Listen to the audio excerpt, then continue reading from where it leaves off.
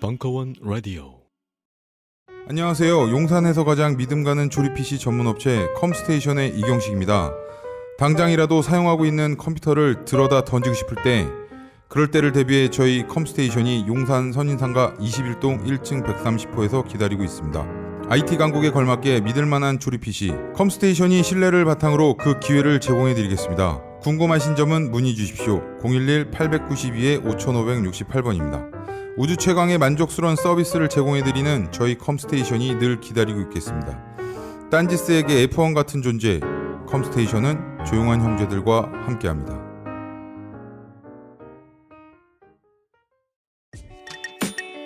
김진업, 사회주의와 자본주의를 넘어서 3부 2017년 8월 5일 강연. 이렇게 과학적으로 올바른 얘기를 여러분들한테 많이 했는데도 불구하고 여러분들조차도 과학적 진실을 따라가기보다는 정치적 진실을 따라가면서 허위의식 속에 자꾸 매몰된다. 왜 허위의식이라고 하는 게 비판에도 불구하고 계속되느냐, 이런 질문을 했었죠. 그리고 사회과학은 바로 허위의 의식이 만들어내는 허위의 행동, 그리고 허위의 행동이 만들어내는 허위의 사회 현상, 그 원인이 뭔지까지를 얘기를 해야 사회과학이라고 말할 수 있는 거다, 이런 얘기 했던 거 기억하실 겁니다. 그러면 왜 허위의식이 지속될까? 그 답을 공개합니다.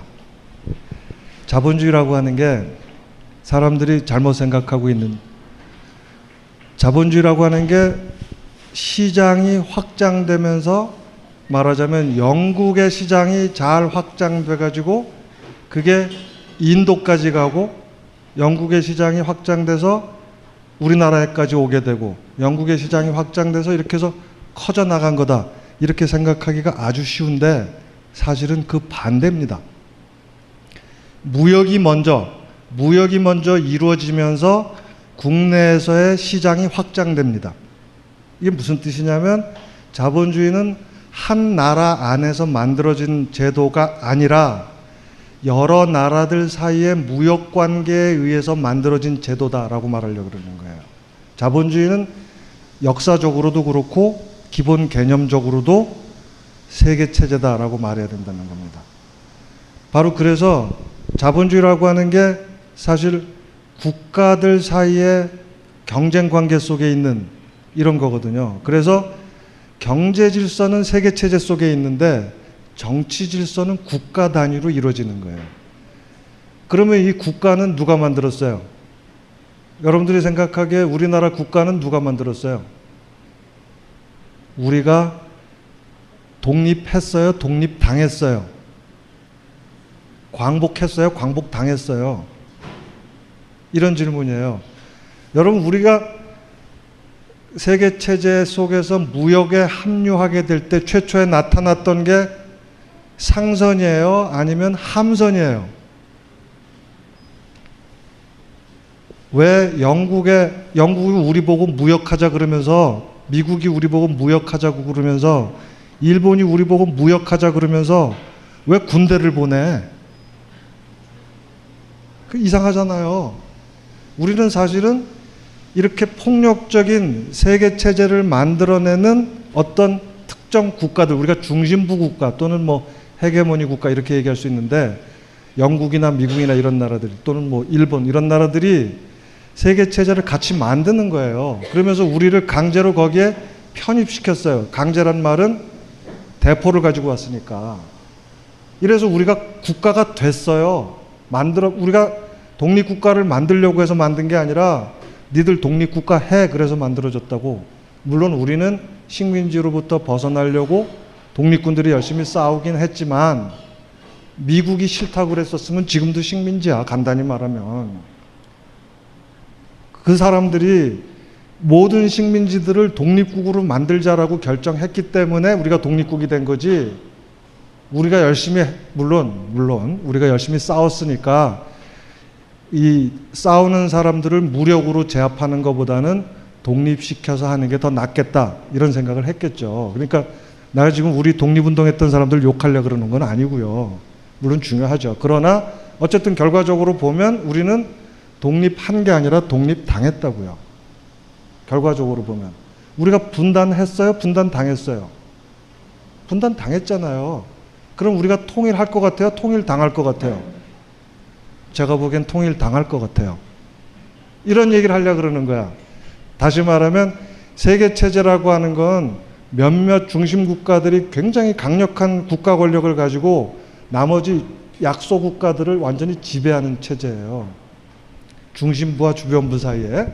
이게 자본주의 세계체제라고. 자본주의가 그런 거라고 원래부터. 그래서 중심부 국가 사이와 주변부 사이에는 이 교환 관계를 거래하는 게 이름 말하자면 국제법이죠. 국제법. 이 국제법은 한 번도 민주적으로 이루어진 적이 없어요. 이건 항상 강대국의 논리가 그대로 국제법이 되는 거야. 여러분 신문에 보면 국제적인 국제질서, 국제사회가 요구하는데 왜 북한은 말을 안 듣느냐. 국제사회의 규범에 어긋난다 이런 얘기 하잖아.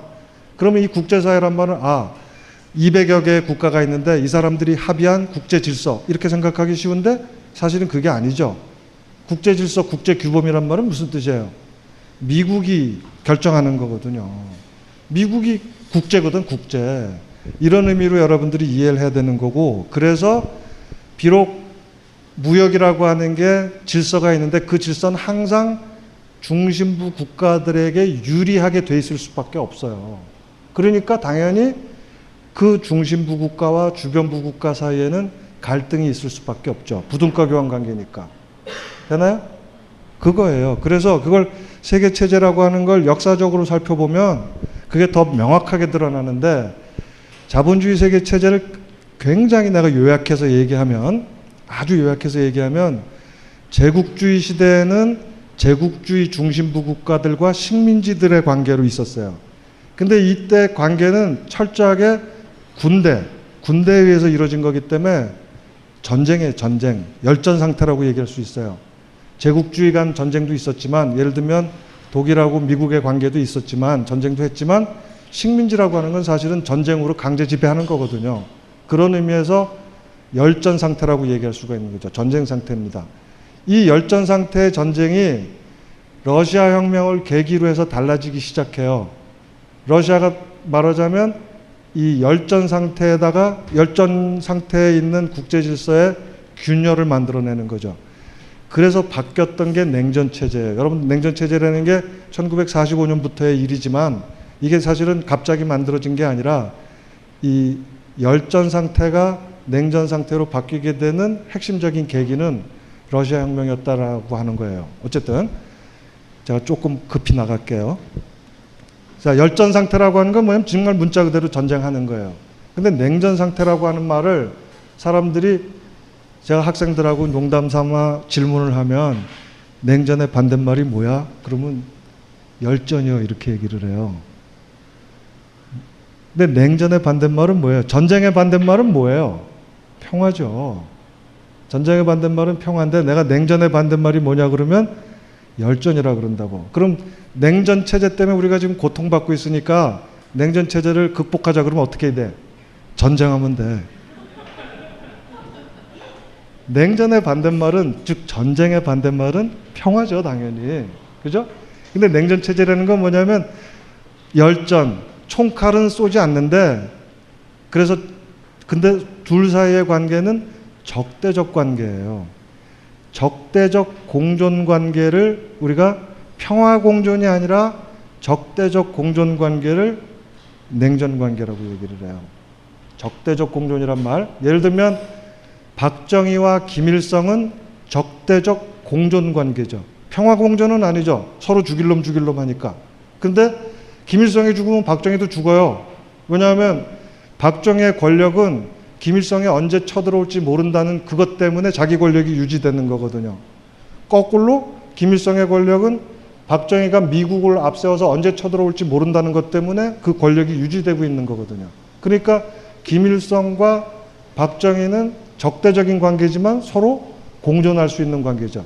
이게 바로 냉전체제, 적대적 공존이라는 말의 핵심이에요. 냉전체제는 그런 거예요. 소련하고 등등등 해서. 근데 이 냉전 체제가 어떻게 바뀌었냐면 1985년에 소련이었죠, 그 당시에. 또 사회주의 2차 혁명이 일어났어요. 내가 그냥 하는 말이야, 이거는.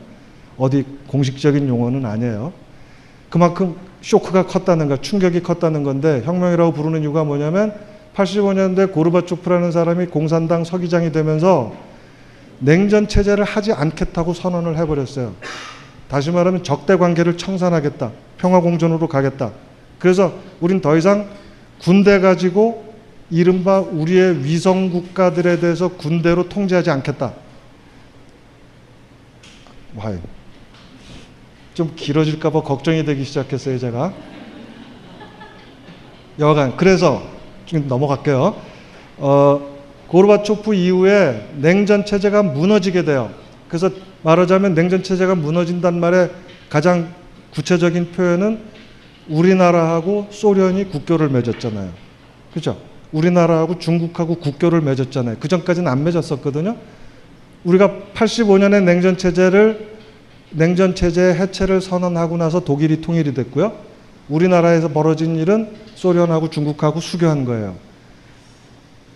그러면 이 냉전 체제가 그래서 유럽의 경우는 없어졌거든요. 탈냉전 체제로 갔거든요. 근데 우리나라의 경우는 냉전 체제가 완전히 없어지려면 어떻게 되는 거냐면 당연한 얘기지만 북한하고 일본하고 수교하고 북한하고 미국하고 수교하고 이러면 냉전 체제 끝나는 거예요. 이제 평화적 공존으로 가는 거예요. 자, 그런데 여러분 알다시피 그런 일이 벌어졌어요? 안 벌어졌어요? 안 벌어졌죠. 그래서 냉전 체제라고 하는 게 오늘날에는 유럽에는 없는데 아시아에는 있어요. 근데 아시아에서도 중국하고 미국의 관계는 냉전 체제가 아니에요. 중국과 미국 사이의 교역량은 어마어마해요. 서로 잘 살고 있다고, 평화 공존하고 있다고. 그런데도 냉전 체제라고 말해야 되는 이유는 뭐냐면 미국이 누구하고 싸워요? 사실은 중국하고 싸우는데 현실적으로는 누구하고 싸우냐면 중국을 둘러싸고 있는 이란, 북한하고 싸워요. 그렇잖아요. 중국을 사실은 견제하기 위한 거예요. 근데 중국하고는 평화 공존하고 중국 옆에 있는 북한, 이란, 이라크 악의 축이야, 악의 축. 여러분 알잖아. 그렇죠? 9.11 이후에 부시가 테러와의 전쟁 어쩌고 저쩌고 하면서 만들어낸 거잖아요. 그리고 악의 축과의 전쟁을 선언하고 실제로 군사적으로 압박을 가하잖아요. 이러니까 냉전 체제가 탈냉전 체제로 가다가 아시아에서는 주변부 냉전 체제로 바뀐 거죠. 내가 이것도 만든 말이지만 어쨌든 주변부 악의 축하고의 냉전 체제가 계속되는 게 실제 전쟁은 안 일어나지만 근데 그 덕분에 미국의 그 국가 권력이 대단히 쉽게 유지가 돼요. 테러와의 전쟁을 구실로 해서 예를 들면 미국의 지배층들이 야당의 거센 반발을 지금 전쟁해야 되는데 지금 니네 그럴 때야? 예를 들면 우리 복지를 좀 늘립시다 이렇게 얘기하면 지금 테러와의 전쟁 때문에 국방비를 늘려야지 무슨 소리 하고 있어. 이렇게 되니까 자기의 권력을 유지하는데 이 냉전 관계가 대단히 도움이 되는 거예요. 그렇죠?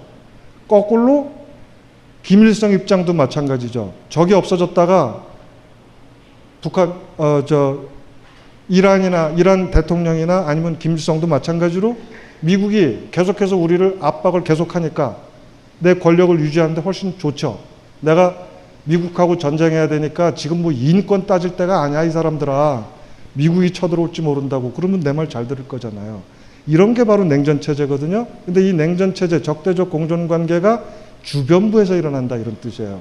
이래서 지금 주변부 냉전 체제고 북한의 핵무장이라고 하는 건 사실은 여러분들이 북핵 문제 굉장히 복잡하지만 제가 이 텔레비에선 유시민과 누구죠? 그게 이상한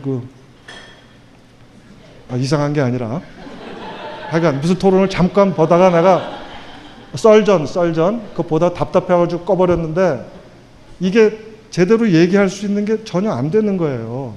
정말 이게 눈 가리고 아웅을 하는 거야. 과학적 사실은 없고 정치적 사실만 있어. 관둬버렸는데 사실 북한의 핵무장이라는 거의 핵심은 이 주변부 냉전 체제를 깨트리자는 거예요. 냉전을 하려면 중국하고 미국하고 직접 해라. 왜 우리를 가지고 못 살게 구느냐 이 얘기라고. 그러니까 우리가 핵무장을 하면 냉전체제를 우리 핵이 무서우면 냉전체제 해소해라. 평화협상하자. 이 얘기잖아요. 아니에요? 나 빨갱이 같이 보여요? 답답해요. 여간 그거거든요. 그래서 만약에 북한 핵무장 때문에 주변부 냉전체제가 어쩌면 달라질 수도 있어요. 근데 얘기의 핵심은 그게 아니고요. 세계체제 역사를 쭉 보면 제국주의 식민지 열전체제, 그 다음에 적대적 공존체제로서의 냉전체제, 그 다음에 탈냉전체제라고 하지만 그건 유럽에서의 얘기고 아시아는 여전히 주변부 냉전체제가 유지됐다 이거잖아요. 그러면 세계체제를 통틀어서 한마디로 얘기하면 결국 뭐예요? 냉전체제라고 말할 수가 있어요. 전쟁 상태라고요. 열전이든 냉전이든 전쟁 상태예요. 국가 간 전쟁 상태라고. 이렇게 우리가 얘기할 수가 있어요. 그리고 이 국가 간 전쟁 상태 중에서도 특히 현재 우리를 규정하고 있는 건 냉전체제예요. 적대적 공존관계라고. 이런 냉전체제가 바로 지금 우리를 둘러싸고 있는 세계체제이기 때문에 그래서 우리의 허위의식이 계속될 수밖에 없다는 얘기를 내가 하려고 그러는 거예요. 여러분 이 말을 아주 제일 잘 설명하고 있는 사람이 누구냐면 김남주야. 여러분 시 중에 이런 게 있어요. 38선은 38선에만 있는 게 아니야. 여기저기 다 있는데 그 중에서도 어디에 있냐면 우리 마음속에 있어. 38선은. 이러니까 우리는 평화공존을 한다는 얘기는 네 얘기도 한번 들어보자예요. 네 입장도 한번 생각해보자. 이게 민주적이고 평화공존의 방식이에요. 근데 전쟁 상태에서 남의 얘기 들어요? 안 들어요? 네가 하는 건 절대로 믿을 수가 없어. 왜냐하면 다 거짓말일 수밖에 없어. 왜냐하면 네가 하는 모든 얘기는 전쟁의 수단이니까 날 죽이려고 하는 말이야 라고 들을 수밖에 없잖아요. 전쟁 상태에서는. 북한에서 무슨 말을 하든지 그거는 다 뭐예요? 적화 통일을 위한 사기예요. 북한에서 무슨 말을 하든지 다 그렇게 들을 수밖에 없는 거예요. 여러분 그렇게 듣고 있잖아요. 이런 의미에서 38선, 즉 냉전체제는 38선에만 있는 게 아니고 내 가슴 속에 있다. 이렇게 시인이 얘기하고 있는 건데 요보다 조금 더 나가면 38선을 정말 이 끔찍한 38선으로 만든 건 결국 누구다? 우리 마음이에요. 우리 허위의식이 여기서 벗어나지 못하기 때문에 사실 38선 별거 아닌데 이 38선을 어마어마한 걸로 만들어버렸다고. 내 말이 안 믿기죠? 여러분 38선이 원래 어떻게 생겼는지 알아요? 내가 한번 보여드릴까? 그림 잘 보세요. 이게 원래 38선이야. 원래 38선. 요 팻말 찍혀 있는 데가 38선이에요. 그리고 그 앞에 있는 게 미군이에요. 미군. 그리고 여기 아줌마들 보세요. 아줌마, 젊은 사람, 그 밑에 더 젊은데 애기 안고 있는 사람, 그 뒤에 할아버지. 맨 앞에 당당하게 서 있는 꼬맹이 보이죠? 얘네들 지금 뭐 하려고 그래요? 집에 가려고 그래요. 저 사람 뭐라 그래 지금? 못 가. 이렇게 하고 있잖아요. 근데 이 당당한 표정 보세요, 꼬마. 여러분 안 보이지만 내 눈에는 정말 당차게 보여요. 비켜 임마. 집에 가려고 그러는데. 이게 38선이 이랬거든요. 근데 여러분들의 마음에 있는 38선이 지금 38선을 어떻게 만들어 놨어요? 개미 새끼 한 마리 통과하지 못하도록 만들어 놨잖아요. 38선 너머에 우리 집이 있다는 건 상상할 수 없잖아요, 지금. 이렇게 만든 거예요, 지금. 마음속에 있다라고 하는 게 이런 거거든요. 허위의식이 만들어낸 허위의 행동이 허위의 사회 현실을 만들거든요. 허위의 사회 현상을 만들어낸다고. 여러분, 우리 지금 이 분단 현실이 여러분 제대로 된 현상이라고 보여요? 이게 정말 제대로 된 허위의 사회 현상으로 보여요? 아니면 말도 안 되는 현상으로 보여요? 여러분 말도 안 되는 걸로 보이지 않죠? 허위로 안 보이죠? 이 허위로 안 보이는 놈들이 뭐라고 얘기하냐면 놈은 아니고요. 허위로 안 보이는 놈들이 뭐라고 얘기하냐면 대한민국의 건국은 48년이라는 거야.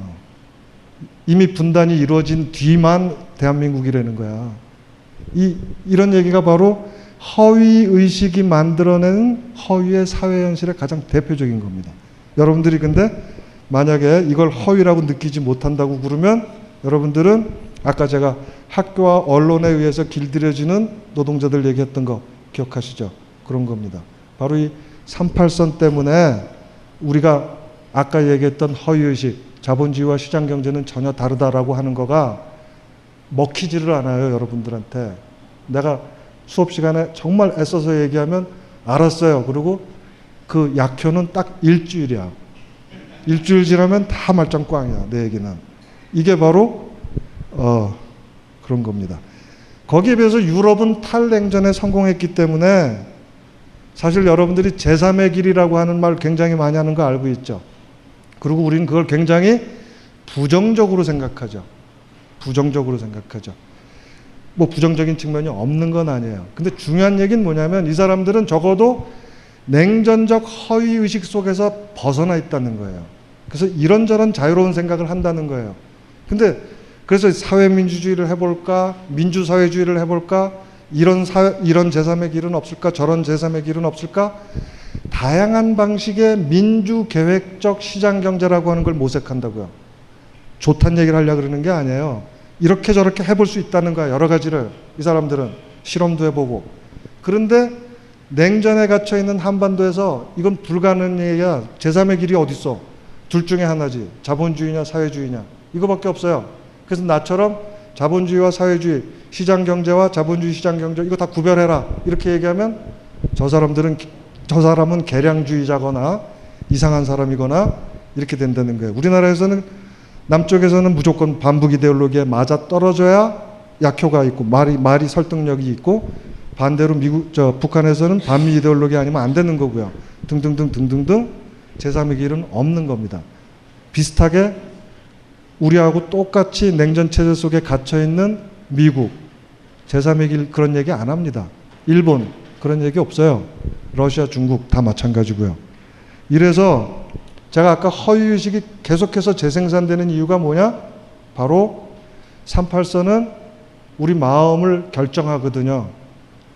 38선이라고 하는 구조가 우리 마음을 결정해버리거든요.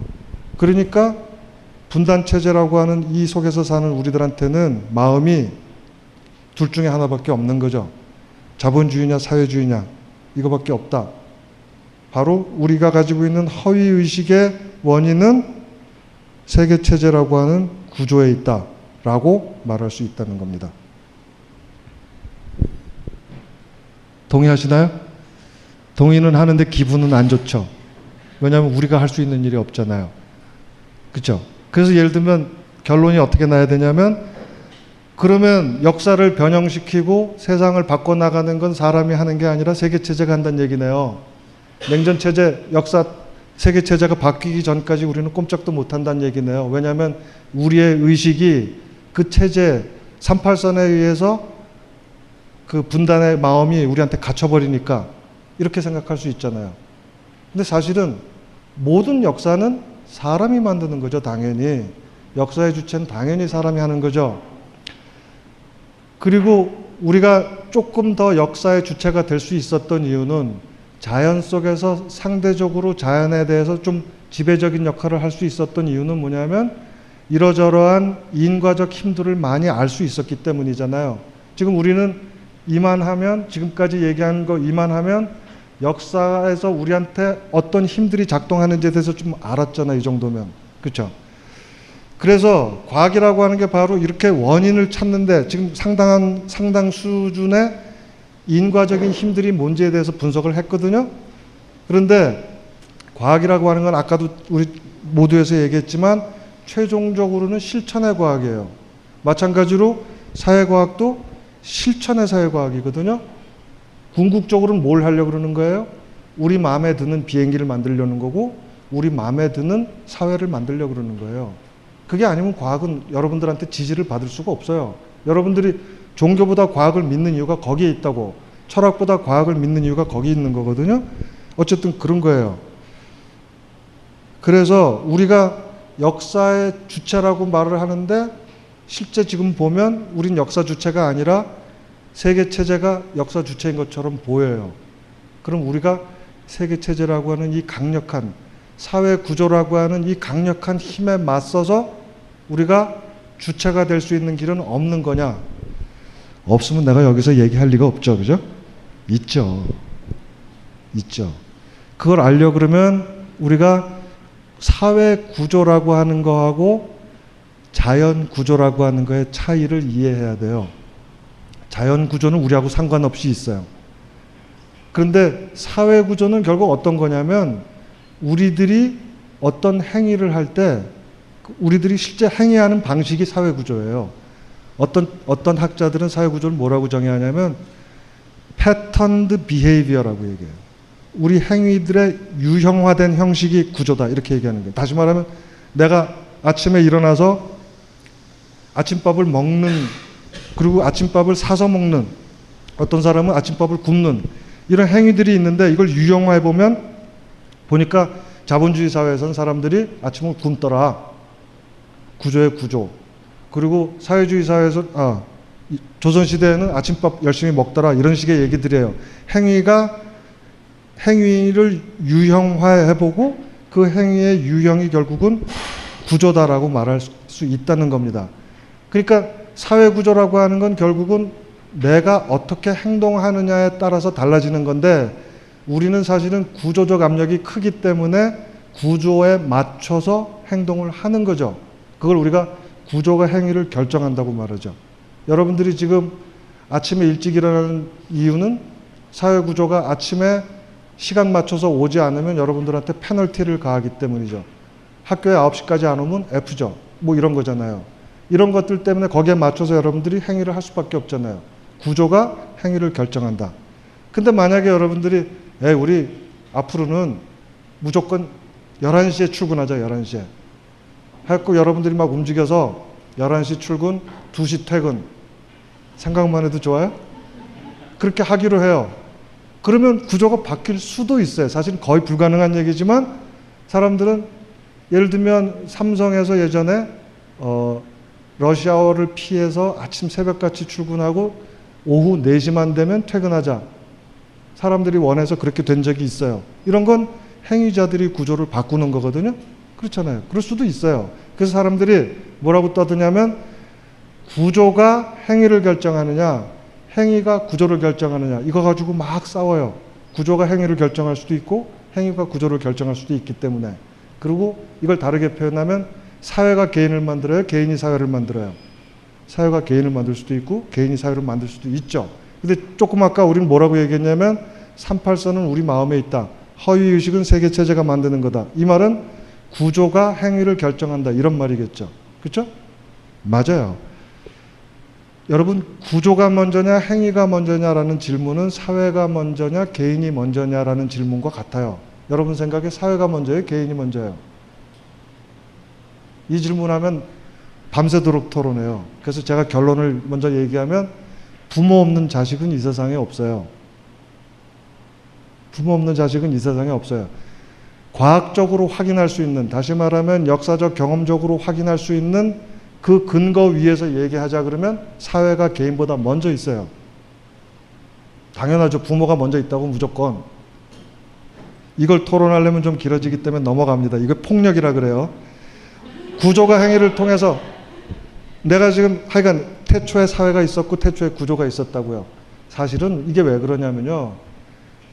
생물들은 자연이 한 개체를 만들어내지만 자연 속에서 개체로 성숙하잖아요. 애벌레에서 성충이 되잖아요. 인간은 개인, 성인이 될 때까지 두 가지 조건이 필요해요. 하나는 자연적 조건이 필요하고 또 하나는 부모 사회적 조건이 필요해요. 말을 못 배운 인간은 개인으로 성숙할 수가 없어요. 왜냐하면 인간의 조건이 되는 인간만이 가지고 있는 정신은 언어로 되어 있거든요. 이 언어는 자연 속에서 못 배워요. 그래서 늑대 소년이 된다고. 그래서 사회 없이는 개인이 탄생할 수가 없어요. 생물학적 개체는 사회 없이도 탄생할 수 있어요. 그렇죠? 사자 새끼 잡아다가 우리가 키워서 사자로 만들 수 있다고요. 그리고 재수 좋으면 자연 속에 사자 무리 속에 집어넣을 수도 있어요. 재수 좋으면. 늑대 소년은 안 돼요. 불가능해요. 그렇잖아요. 그래서 사회가 먼저 있었다고요. 개인이 사회를 만드는 게 아니라고요. 자, 그런데 중요한 건 뭐냐면 사회 현상은 사람들의 행동에 의해서 이루어진다 그랬잖아요. 사회 구조는 사람들의 행위에 의해서만 재생산이 돼요. 그래서 꿈 같은 얘기지만 우리가 정말 결심하면 구조를 바꿀 수 있어요. 아까 삼성 얘기도 했지만 정말 돼요. 대표적인 거 좌측 통행하다가 언제부터 갑자기 우측 통행하래요. 바꿔버렸어요, 우리가. 그렇잖아요. 물론 우리가 한 건지 아닌지는 잘 모르겠는데 가능해요. 행위자들이 바꿀 수 있다고요. 그 다음에 여러분들은 아무리 법이 탄탄하다고 하더라도 알게 모르게 그 법을 무력화하는 경우 있죠. 굉장히 회사에서 아무리 무슨 좋은 법을 만들어 놨다고 하더라도 그 규정을 여러분들이 사실은 안 지키는 것들이 많이 있잖아요. 이런 걸 보면 행위자들이 구조를 바꿀 수 있다는 생각도 할 수 있게 돼요. 구조가 유지되려면 여러분들이 그 법을 잘 따라야 돼요. 근데 안 따르는 경우도 있어요. 구조가 유지되려면 행위자들이 그 구조에 맞춰서 다 똑같이 행동해야만 재생산이 된다고요. 여기 지금 사회현상은 인간 행위의 결과라고 얘기했어요. 그런데 아까 제가 정규분포 그렸잖아요. 사람이라고 하는 게 아무리 평균이 있지만 평균하고 똑같이 행동하는 사람보다는 평균에서 벗어난 사람이 더 많거든요. 아무리 구조가 단단하고 하더라도 그 구조에서 조금씩 벗어나는 사람들, 벗어나서 행동하는 사람들이 대단히 많아요. 제가 아무리 제 수업을 열심히 들으라고 하더라도 듣는 사람 반, 자는 사람 반이거든요. 딱 그렇게 돼 있다고요. 인간이라는 게 평균으로 존재하는 거지 개인이 다 똑같이 되는 거 아니거든요. 어쨌든 그래서 구조가 의식이나 행위를 세계체제가 38선이 우리의 의식을 결정하지만 그렇다고 하더라도 모든 사람이 정말 그런 의식을 가지고 행동해야지만 그 구조가 재생산되는데 사람들은 평균적으로만 그렇게 행동해요. 또라이들이 있다 이 말이에요. 대표적인 또라이가 지금 저죠. 그죠? 지금 제가 벗어난 얘기를 하고 있잖아요. 아니다 이렇게 얘기하고 있잖아요. 바로 이렇게 비판적 의식이라는 게 있거든요.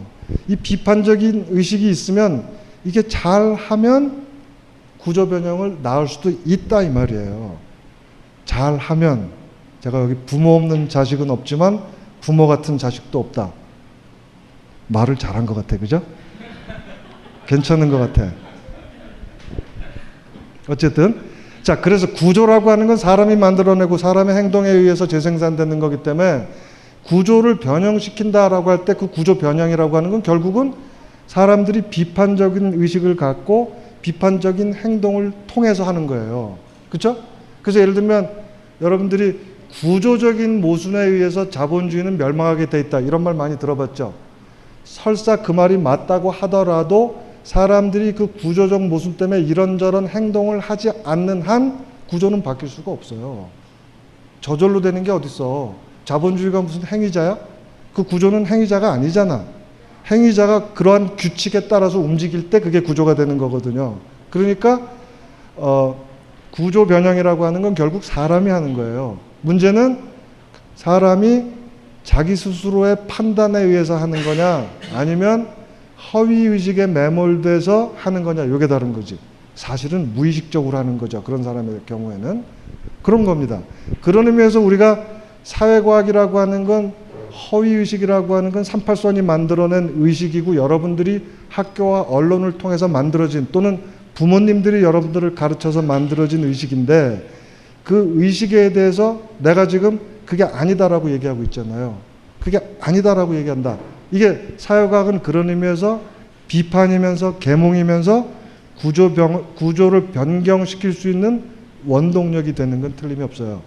근데 문제는 그 뒷얘기가 중요해요. 우리가 비판한다 그래서 구조가 바뀔 것 같으면 비판한다 그래서 허위의식이 바뀔 것 같으면 허위의 사회현상 자체가 존재하지도 않을 거예요.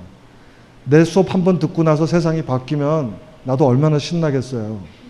근데 내 수업하고 1시간밖에 안 된다니까. 금방 끝난다니까. 그래서 그 뒤에 얘기가 뭐냐면 허위의식, 38선이 만들어내고 세계체제가 만들어내는 이 허위의식은 엄청난 힘이에요. 그리고 오히려 내 얘기 듣고 여러분들이 의식이 바뀌고 행동이 바뀐다면 그건 오히려 우연이야 우연. 예외라고 예외. 이걸 제가 멋있는 말로 표현했어요. 구조는 길고 행위는 짧다. 행위란 말은 의식적 행위란 뜻이에요. 의식이야 의식. 비판 의식은 짧고 구조 변형, 구조 자체는 길다. 세계 체제의 힘은 압도적이고 구조의 힘, 제도의 힘은 압도적이고 나처럼 계몽하고 비판하고 하는 이 힘은 별 볼 일 없다. 이 얘기예요. 바로 그래서 사회과학이 정말로 구조 변형을 원한다면 단순히 비판하는 것만으로, 지금 여러분한테 내가 이렇게 떠드는 것만 가지고는 어림도 없어요. 사회과학은 실질적인 구조 변형 실천을 해야 돼요. 어쩔 수 없이 그럴 수밖에 없어요. 그래야 사회과학이 완성되기 때문에. 자, 그러면 사회과학의 실천이라는 게 구체적으로 예를 들면 세계체제를 무너뜨려야 돼요. 그게 가능해요? 가능해요, 여러분. 왜냐하면 세계체제는 굉장히 어마어마한 것 같지만 굉장히 작은 여러 부분들로 이루어져 있어요. 굉장히 작은 부분들로 이루어져 있는데, 내가 천안함 얘기를 다시 한번, 여기 분단체제 얘기한다 그러면, 여러분 천안함은 북한 소행입니다. 맞습니까? 라고 국회의원이 질문하면 장관 후보자는 뭐라 그래야 돼요? 예 라고 얘기해야 돼요. 그리고 온 국민이 그걸 보면서 맞아, 천안함은 북한 소행이야. 이렇게 되면 이 분단체제, 세계체제라고 하는 게 우리 마음속에 조금이라도 더 들어오게 되죠. 그렇죠? 조금이라도 더 들어오게 되죠. 허위의식이 재생산되는 겁니다. 자, 그런데 제가 지금 분단이라고 하는 거에 대해서 얘기하면서 여러분 분단체제의 반대말이 뭡니까? 냉전체제의 반대말이 뭡니까? 라고 얘기하면 여러분 뭐라 그래요? 분단체제의 반대말이 뭐예요? 어떤 학생이 나한테 통일체제요 라고 얘기했다가 혼났잖아요. 분단체제라는 건 분단을 얘기하는 게 아니에요. 냉전체제를 얘기하는 거예요. 냉전체제란 말은 뭐라고 얘기했냐면 적대적 공존관계라고 얘기했잖아요.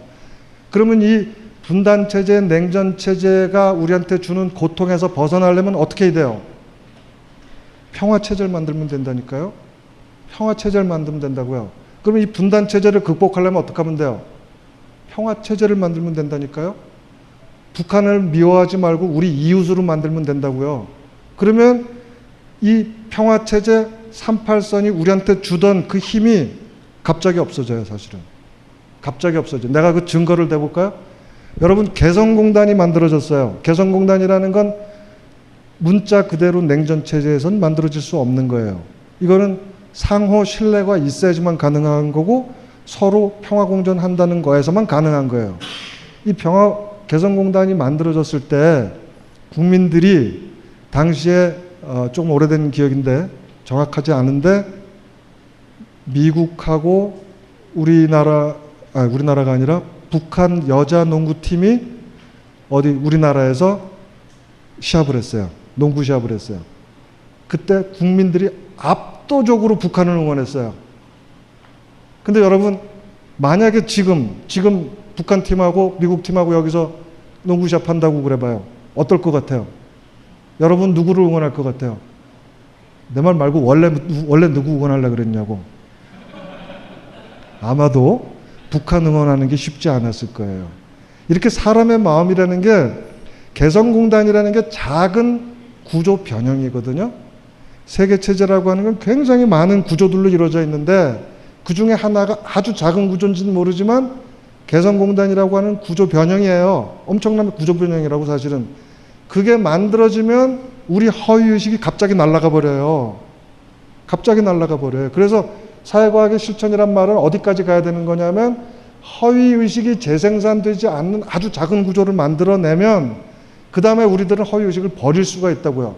여전히 세계체제는 냉전체제로 존재함에도 불구하고 요 작은 개성공단이 우리 마음속에 있는 38선을 없애버린다니까요.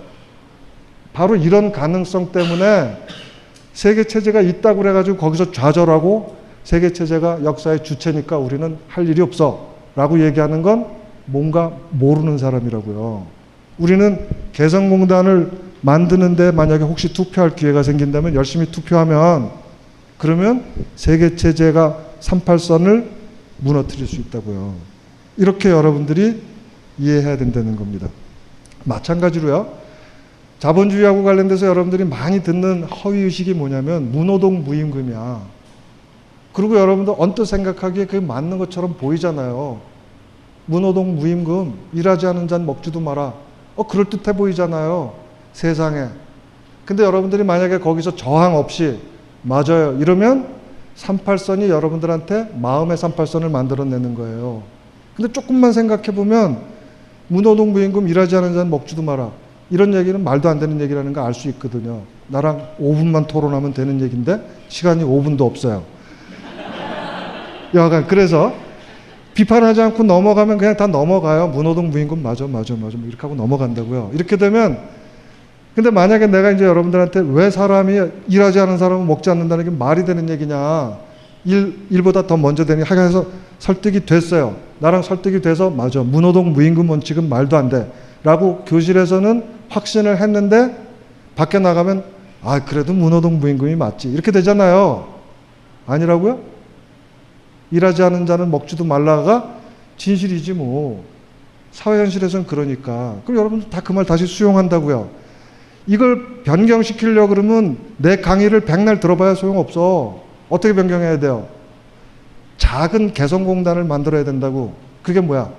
무상급식 제도에 예를 들면 무상급식 제도라고.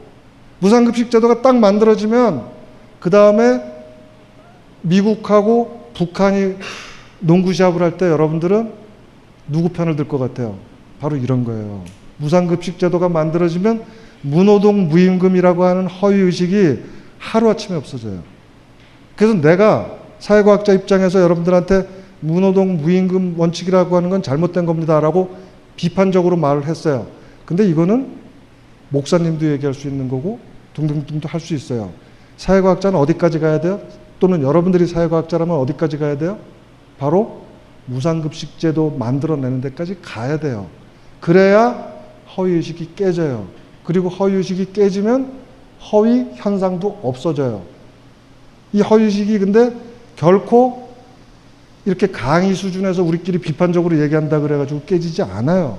사회과학은 그래서 실천하고 연결될 수밖에 없다는 거예요. 예를 들면 내가 개성공단에 대해서 찬성하고 무상급식 제도에서 찬성하면 사람들이 나보고 너는 왜 과학자가 과학을 안 하고 정치적인 발언을 하느냐. 누군가가 나한테 이렇게 얘기한다 그러면 이 사람은 과학이 뭔지도 전혀 모르는 사람이에요. 동의해요? 동의하죠? 사회과학자는 너무나 당연하게 개성공단과 무상급식 문제에 대해서 관여해야 돼요. 과학이에요, 이게. 이게 과학이라고. 동의하시죠? 동의하시면 내가 강의 잘한 거예요. 네. 여기서 마쳐야 될 것 같고요. 사실은 제가 강의하면서 항상 느끼는 게 너는 무슨 권리로 너 혼자 떠드느냐. 정말 미안해요, 사실은. 굉장히 미안한 생각을 합니다. 들어주셔서 대단히 감사하고요. 지금부터 한 10분 동안 토론하고 질문할 수 있는 시간을 갖겠습니다. 요즘 북핵 위기로 굉장히 조금 안 좋은데요. 그러면은 교수님 생각은 지금 어떻게 평화 체제로 변경하려면 이렇게 우리 정부가 지금 어떤 식으로 지금 미국은 대화를 거부하고 있는 상태인데 제 생각은 그냥 일본이랑 어떻게 좀 우리 정부가 조금 수교라든지 그런 거를 좀 도와주면 좀 도움이 될지 그러니까 교수님 생각은 어떠신지 조금 궁금합니다. 제가 그 사회과학은 어떤 현상을 만들어내는 원인으로서의 힘이 문제에 대해서 연구하는 거다라고 얘기했잖아요. 그러면 지금 북핵 위기라고 하는 어떤 현상이 지금 벌어졌는데 그 원인에 대해서 쭉 분석해야 돼요. 어떤 힘들이 여기 작용하는지. 예를 들면 미국의 어떤 힘, 미국도 뭐 여러 가지 힘들이 모여 있는 거잖아요. 트럼프도 제일 불만이 아마 그걸 겁니다. 자기 맘대로 안 되는 거잖아요. 그러면 트럼프의 힘이 대단히 크지만 트럼프로 움직이는 여러 가지 힘들이 미국 안에 있잖아요. 이런 것들을 다 분석해야만, 그리고 북한의 경우도 마찬가지고요. 또는 일본의 경우도 마찬가지고, 이런 힘들을 다 분석해야만 거기에 대해서 얘기할 수 있어요. 그리고 분석을 해야 돼요. 근데 우리는 지금 그런 분석은 과학적인 거거든요. 그런 과학적인 논의는 전혀 없고 과학적 사실에 대한 얘기는 안 하고 정치적 진실만 자꾸 얘기해요. 허위의식이 어떻게 하면 유지될 수 있을까? 이렇게 생각하는 사람들이야. 그렇잖아요. 그래서 과학적인 방식으로 그 힘에 대해서 분석해야 된다는 말까지밖에 제가 할 수가 없어요. 왜냐하면 잘 몰라요. 북핵 문제에 대해서 전문가들이 있잖아요. 제가 참고로 사회과학자라고 생각하는 몇몇 북핵 문제 전문가들이 있어요. 대표적인 사람이 우리 문정인 교수, 또 정세현 선생, 옛날 통일부 장관, 몇 사람들이 있어요. 그 사람들 글을 읽어보시면 도움이 될 거라고 생각을 해요. 예, 비판적인 생각을 해서 깨어있는 생각을 가지고 이제 그걸 가지고 실천을 해야 된다라고, 그게 중요하다라고 말씀을 하셨는데, 저도 그런 것들에 대해서 되게 고민이 많았거든요. 근데 저는 사실 회사를 다니는 게 아니라 프리랜서로 일을 하고 있는데, 주변 친구들이 이제 회사를 다니는 모습을 보면 그러니까 너무 근로 시간이 너무 길기도 하고, 이제 무보수로 야근을 한다든지 철야를 한다든지 그런 일들이 되게 많이 있어요. 한마디로 갑질적인 일들을 되게 많이 당하고 있는데, 그래서 집에 돌아오고 나면 정신적으로 너무 피곤하고 육체적으로도 피곤하다 보니까 제가 그런 거에 관련된 사회적인 문제라든지 그런 거에 대해서 대화 자체를 나누길 싫어하더라고요. 너무 피곤하고 내 삶이 이미 너무 힘들고 비관적인데 왜 이런 거에 대해서까지 내가 생각을 해야 되느냐, 난 즐거운 일만 생각하고 싶다라는 생각을 해요. 그래서 얘네들이 되게 뭐라 해야 되나, 생존을 위해서 정신적으로 여유조차 가질 수가 없구나라는 그 모습을 보면 되게 마음이 아프기도 하고 막 되게 그러는데, 그러면은 아까 말씀하셨던 것처럼 근로기준법 같은 것들 있잖아요. 그런 것들로 이런 돈을 주지 않음에도 불구하고 함부로 직원들을 뭐 주말에 데려와가지고 어디다가 쓴다든지 그런 것들을 국가라든지 어디든지 고발을 했을 때 이 기업을 좀 제재시키고 그런 짓을 하지 말아라라고 하는 걸 강화해서 좀 더 개인의 삶을 지켜줄 수 있는 게 아닌가라는 게 그냥 당연하게 생각이 드는데, 왜 그게 제대로 되지 않고 수많은 애들도 어차피 내가 그런 거를 뭐라고 해봐야 아무도 내 삶을 지켜주지 않아, 나는 그냥 어쩔 수 없이 이렇게 살아야 해, 견뎌야 해라고 그렇게 자포자기 하는 애들이 되게 많아요. 그래서 내가 왜 살아야 하느냐 이런 얘기를 하는 애들도 굉장히 많고요. 그래서 근데 왜 그런 근로기준법이라고 하는 그런 것들이 왜 강하게 처벌이라든지 뭐 보호할 수 있는 그런 게 강력하게 할 수가 없는 건지, 아니 자본가들의 반발을 위해서 그냥 아직 그냥 쉬쉬해 놓고 있는 건지, 왜 그런 건지 좀 잘 모르겠어요. 그래서 좀 그거에 대해서 좀 듣고 싶습니다. 질문이 지금 되게 많다는 건 알고 계시죠? 근데 굉장히 중요한 질문이라서, 우선 그 질문 중에 하나가 사람들이 다 사는데 지쳐서 이런 문제를 같이 가지고 토론하거나 그 다음에 실천으로까지 가는 게 대단히 어렵다, 이런 얘기 하셨잖아요. 대단히 어렵습니다. 근데 여기에 대해서 저 말고 우리 성공회대학교엔 좋은 선생님들이 많은데, 돌아가신 신영복 선생님이 더불어 숲으로 살면 그게 좀 그래도 해결책이다라는 얘기를 하셨어요. 그러니까 이게 이미 있는 친구하고만 친구를 계속하려고 그러지 말고요, 똑같은 고민을 하고 있는 사람들을 만드는 데까지는 자기가 해야 돼요. 고민하고 있는 친구들을 만나시라고요. 사람이 혼자서는 절대로 아무 일도 해결할 수가 없어요. 아까 사회가 개인을 만든다 그랬잖아요. 하여간 몇 명이라도 좋으니까 자기 뜻을 나누는 걸 동지라 그러잖아요. 동지를 찾는 것까지는 자기가 해야 될 일이에요. 일단 그렇고요. 그래서 좀 찾아보시면 사실은 굉장히 많이 있거든요. 몰라서 그렇지. 찾아보시면 용기를 내서 같이 의견을 나누시면 좋겠고, 그 다음에 두 번째 더 중요한 질문, 사람들이 노동시간이 너무 길어서 사실, 그리고 그러니까 법으로는 40시간으로 돼 있는데 실제로는 60시간이란다, 이런 것들이 있잖아요. 그리고 법이 잘 안 지켜지는 것 같고 이런 것들이 있는데, 내 생각에 이번 정부는 그 문제는 좀 해결해 줄 거라고 봐요. 이건 해결해 줄 거라고 보는데, 법대로 하는 거에 대해서는, 규정대로 하는 거에 대해서는. 이게 안 한다고 그러면, 안 하는 이유는 우리가 레미제라블에서 경찰이 누구 편인지 봤잖아요. 사실은 그게 박근혜 정부의 경찰이었거든요. 근데 문재인 정부에서도 경찰이 만약에 그렇게 한다고 그러면 그 문재인 정부는 탄핵당해야죠. 당연하죠. 촛불이 그걸 내버려둘 수가 없죠.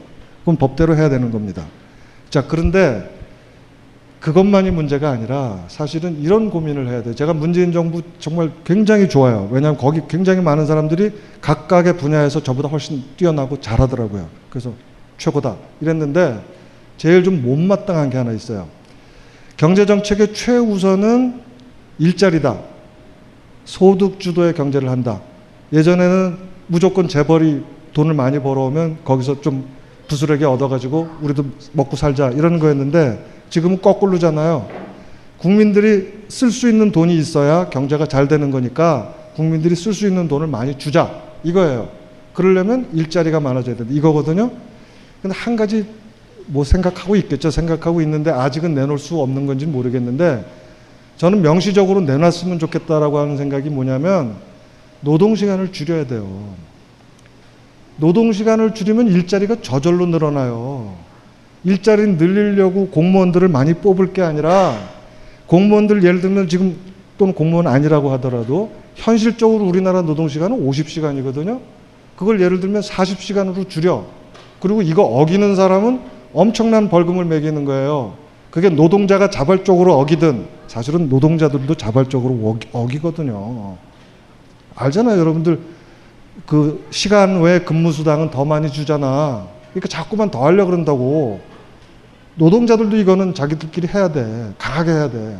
그리고 법도 강하게, 사업주들도 강하게 규제해서 50시간을 40시간으로 줄이면 일자리가 4분의 5 곱해지는 거잖아요. 지금 10개 일자리가 있다 그러면 계산이 복잡하다.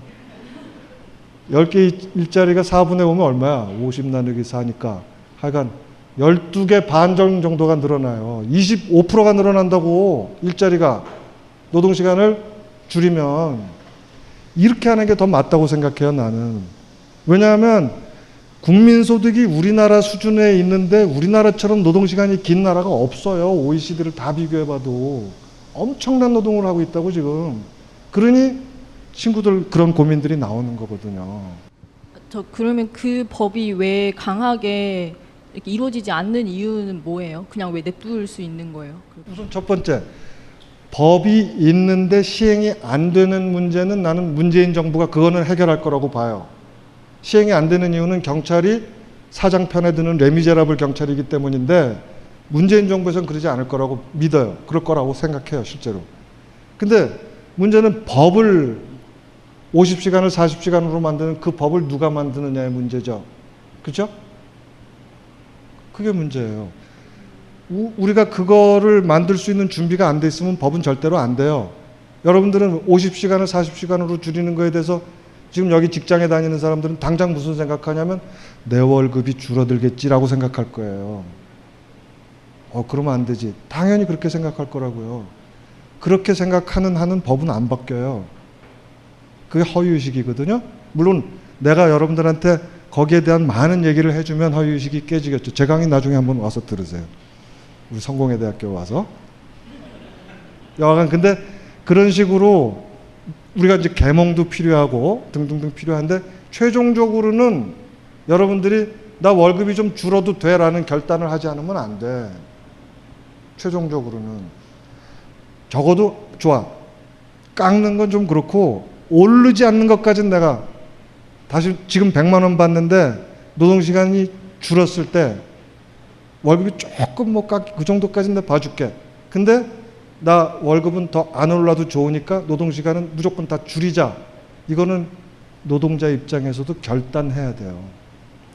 그리고 길게 보면 월급 절대로 안 줄어요. 내가 이걸 설명하기가 복잡해서 이렇게 얘기하지만 노동시간 준다고 월급이 줄어요? 당장은 그렇게 나타나요. 개별 회사들에서는. 장기적으로 보면 절대 그런 일 안 일어나요. 절대 그런 일 없어요. 근데 하여간 그건 좀 설명이 필요해서 여러분들이 제가 사실 저를 대통령을 시켜주시면 제가 제일 먼저 할 일은 노동시간을 줄이는 일이에요. 그러니까 정말로 그래요. 아마 일자리를 늘리려고 하는 우리 대통령도 그쪽에 있는 그 장관들도 궁극적으로는 비슷한 생각을 하고 있을 거예요. 노동시간을 줄여야 된다고 생각하고 있을 텐데 어쨌든 좀 내가 섭섭한 점이에요. 네. 네, 제 강의 정말 재밌게 잘 들었는데요.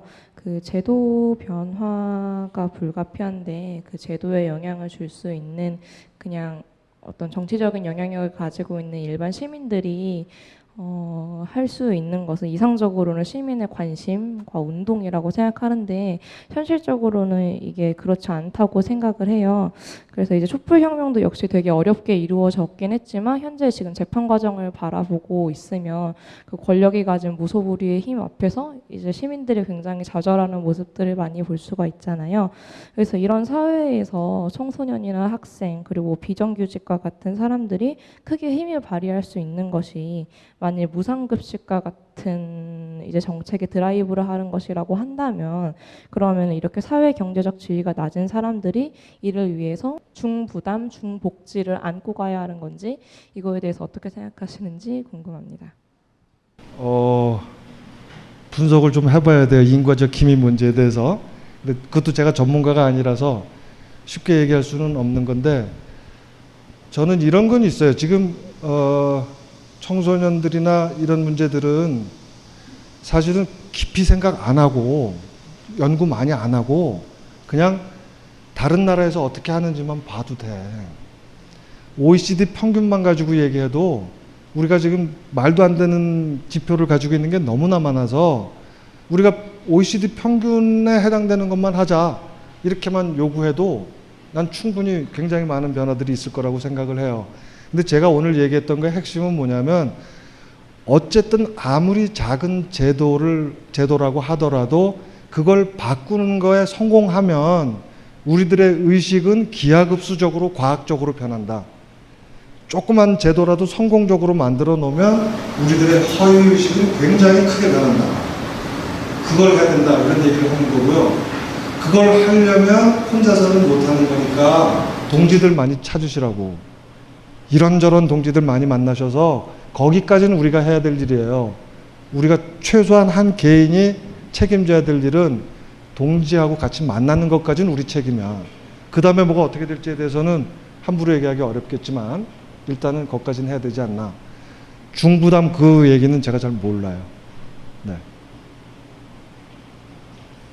허위의식이라는 이제 용어를 자주 사용하셨고 이거는 뭐 마르크스주의에서 많이 사용하는 사실 옛날에 했던 말이라고 생각하는데 근데 요즘에는 사실 허위의식이라는 말을 많이 사용하지 않는 거라고 저는 생각을 하거든요. 왜냐하면은 이제 이것은 그 계급이라고 해야 되나 그 어떤 그 생산 관계에 맞는 의식이 존재한다라고 하는 그런 전제에 사실은 기반한 거 아닙니까?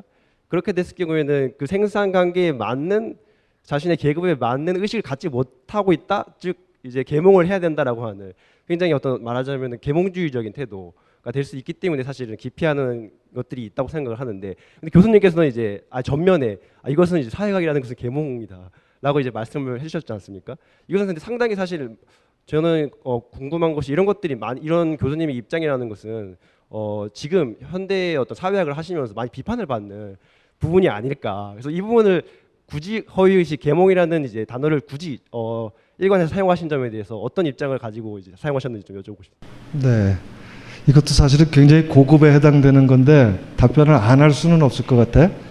계몽이란 말은 사실은 비판이란 말과 사실은 같아요. 근데 이 역사적으로 보면 계몽이란 말을 사용했던 사람들이 다 어떤 사람들이냐면 이른바 자본주의를 옹호했던 사람들이에요.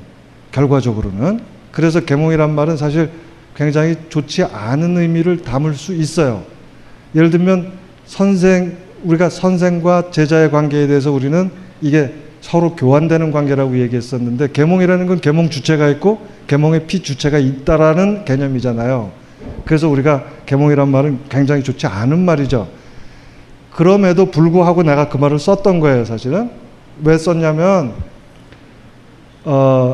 우리가 비판하지 않고 더 나은 게 있다는 걸 보여주지 않고 세상이 바뀔 거를 기대하는 건 대단히 어려워요.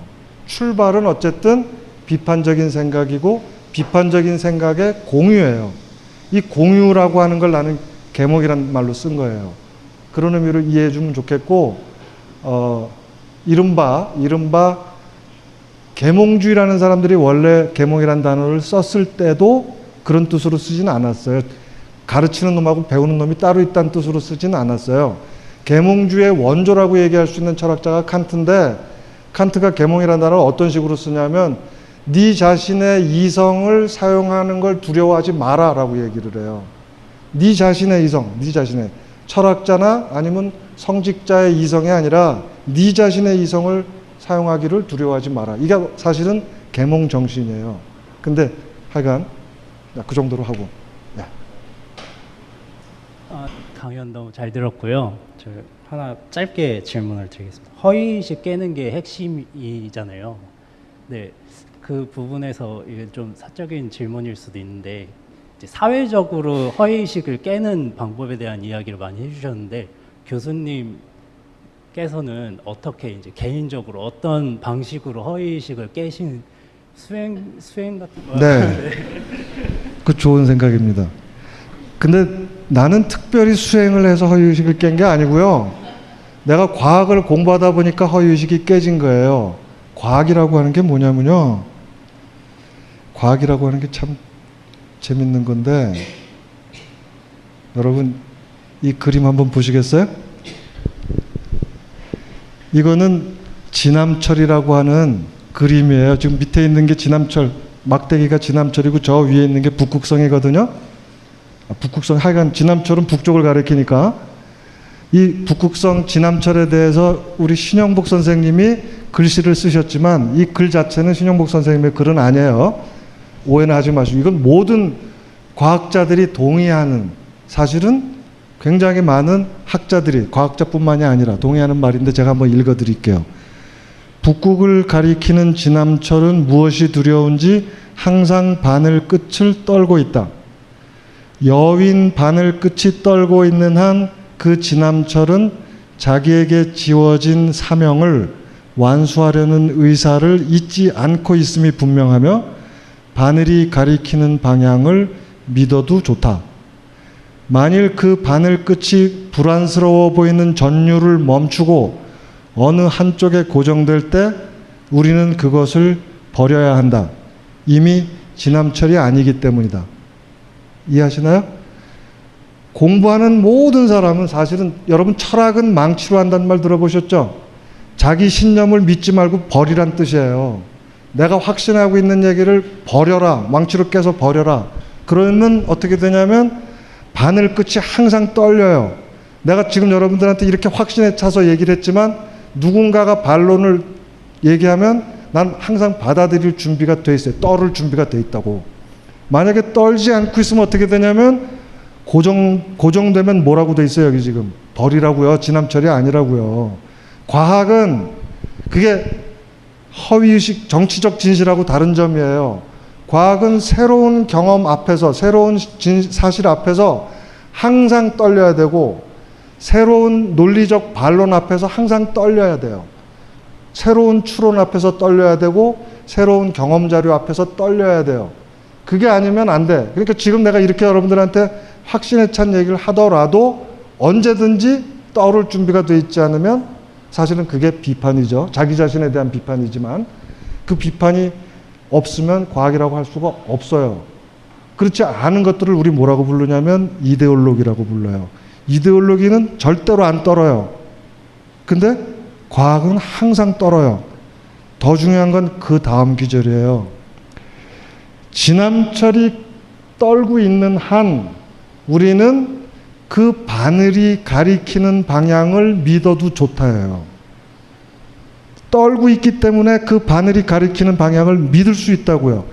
과학이 만약에 도그마처럼 항상 자기가 옳다고 얘기한다 그러면 우리는 오히려 과학은 고장난 거라고 버려야 돼요.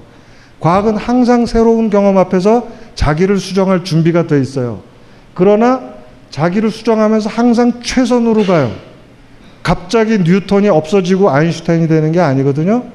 뉴턴이 하려고 했던 모든 얘기를 다 설명하면서도 플러스 알파 더 많은 걸 설명하기 때문에 뉴턴에서 아인슈타인으로 간 거지, 뉴턴에서 갑자기 다른 걸로 가가지고 아인슈타인 되는 게 아니에요. 그래서 과학은 그 가리키는 방향, 과학이 떨리는 한은, 자기 스스로에 대해서 비판할 준비가 되어 있는 한은 과학이 가리키는 방향을 믿을 수 있다라고 하는 겁니다. 마침 좋은 질문을 해서 제가 고맙네요. 네. 마치겠습니다. 이 강연은 벙커원 홈페이지와 앱에서 동영상으로 보실 수 있습니다.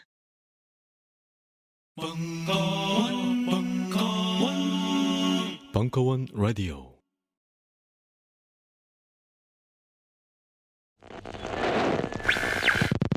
안녕하세요. 벙커원 요원 강헌입니다. 거실신이라 불러다오의 후속탄 벙커원의 새로운 라디오 팟캐스트 꼭 먹어보라는 말은 아니야가 이제 막 시작했습니다.